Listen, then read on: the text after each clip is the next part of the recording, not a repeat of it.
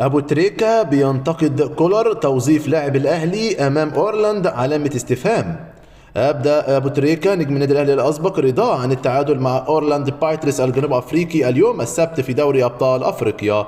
وقال أبو تريكة في تصريحاته التلفزيونية: تعادل جيد للأهلي بالنظر إلى ظروف المباراة التي لعبت الساعة 3 عصرا في طقس حار جدا، إضافة إلى قوة فريق أورلاند الذي بيمتلك حارسا مميزا وفريقا منظما بيتمتع بقدرات بدنية عالية جدا. أعتقد أن هذا الفريق يمكن أن يستمر في البطولة حتى النهاية مع الأهلي.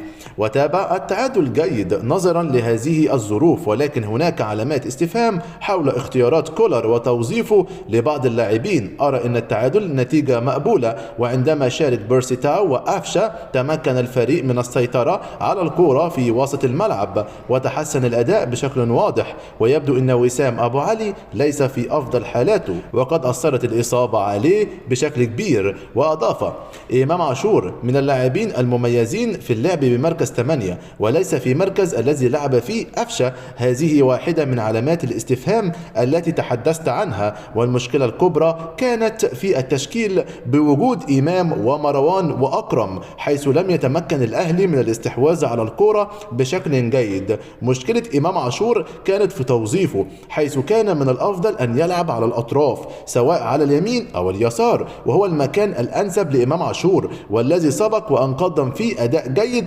أما المركز الذي لعب فيه اليوم فهو مركز أفشا، ودي حتة أفشا بالذات. وأكمل: إذا أراد كولر إشراك أكرم ومروان فمن الضروري أن يكون أفشا أمامهم، وإذا اختار إشراك إمام عاشور فيجب أن يكون في أحد الأطراف. واسترد تريكا بشأن أداء الأهلي بشكل عام: الأداء الحالي غير مطمئن، ولكن لدينا ثقة في اللاعبين والجمهور في الدوحة. بإذن الله سيكون الشكل مختلف واللاعبون سيكونوا أكثر تركيز، واختيارات كولر ستكون أفضل. نتمنى لهم التوفيق. ورد على سؤال هل يلعب الأهلي أمام إنبي في كأس الرابطة بالبدلاء أم الأساسيين، قال: أعتقد أن الأهلي بحاجة إلى تحسين دكة البدلاء. اليوم أجرى كولر 3 تغييرات فقط، وهذا دليل على قلة الخيارات التي يمكن الاعتماد عليها. والحقيقة أن الفريق لم يعوض حتى الآن اللاعبين الذين رحلوا، وأتم من الأفضل أن يشارك الأهلي في بطولة كأس الرابطة باللاعبين البدلاء لإعدادهم بشكل جيد، خاصة وأن مشاركة الأساسيين